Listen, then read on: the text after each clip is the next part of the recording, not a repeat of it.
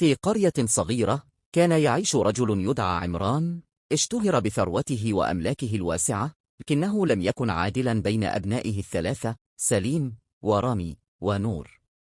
كان يغدق الأموال والهدايا على سليم لأنه الابن الأكبر، بينما كان رامي يعامل بجفاء. أما نور ابنته الصغرى فكان يعتبرها عبئا لا أهمية له. ذات يوم اجتمع عمران بأبنائه في قاعة منزله الفخم، ونظر إليهم بعينين حدتين قبل أن يعلن قراره: سأمنح أملاكي لمن يثبت أنه الأجدر بها. تحمس سليم فهو المفضل لدى والده، بينما بدا القلق على ملامح رامي. أما نور فشعرت أن هذا التحدي ليس في صالحها، لكنها لم تتراجع.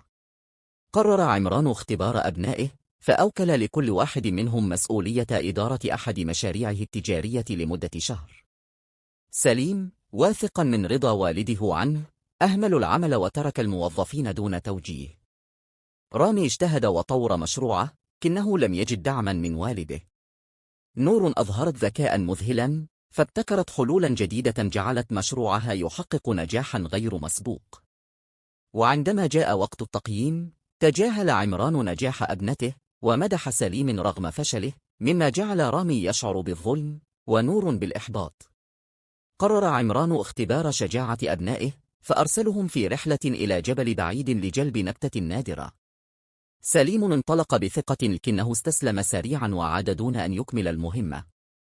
رامي واجه الصعوبات بعزيمة، لكنه لم يجد الدعم من والده. نور رغم كل التحديات أظهرت شجاعة كبيرة، إذ ساعدت رجلا عجوزا سقط على الطريق، رغم أن ذلك أخرها عن مهمتها.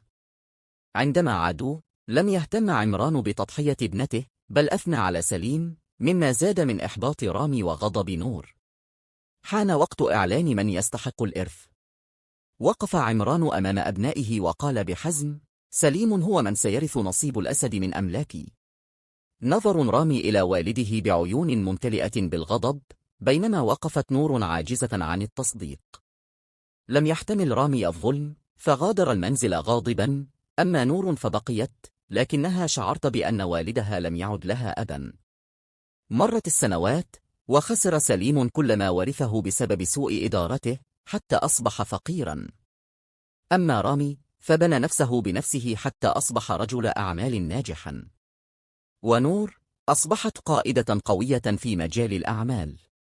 وعندما مرض عمران وأصبح بحاجة إلى المساعدة، لم يجد بجانبه سوى نور، التي رغم كل ما حدث لم تتخلى عنه.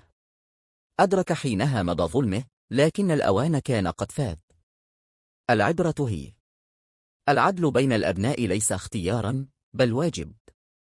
فمن يزرع الظلم يحصد الندم.